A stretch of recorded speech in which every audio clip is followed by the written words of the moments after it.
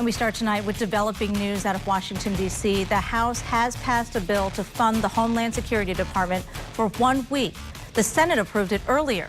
Now, without it, the agency tasked with major anti-terrorism responsibilities was headed for a partial shutdown at midnight. But all this means is we have to do it all over again a week from now. Right after tonight's vote, we talked with West Michigan Congressman Bill Huizenga about that prospect. I mean, this is really kind of schoolhouse rock stuff. The House has passed a bill. The Senate has passed a bill. It's now time to meet in conference and work out the differences. I hope that we're able to do that this coming week.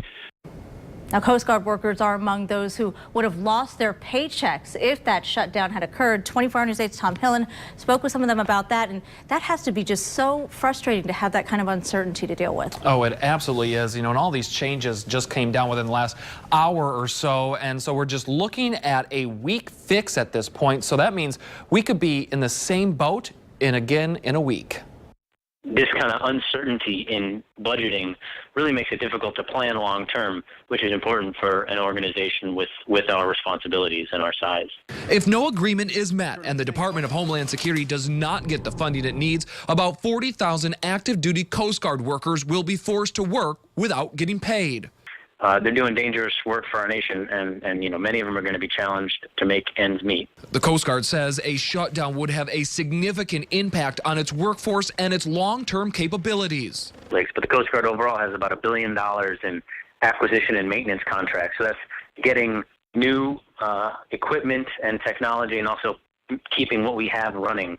And those will continue to be deferred or disrupted as long as there's this lapse in appropriation, which is going to reduce the long-term operational availability and effectiveness of the Coast Guard overall. Specifically here in the Great Lakes area, during the winter, the Coast Guard escorts ships carrying all types of materials like food and energy materials from port to port, breaking up the ice as they go along. If a shutdown happens, that will change its ice-breaking ventures, which will then be restricted to just 3 areas.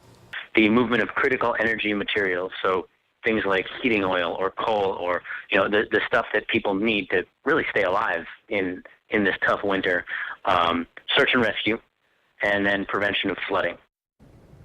Now, of course, it's not just the Coast Guard that would be affected if we do head towards that shutdown. We're talking TSA screeners, border agents, Secret Service agent, and FEMA workers. As for how West Michigan lawmakers voted, Representatives Huizenga and Upton both voted to keep DHS running. Representative Amash voted against this measure.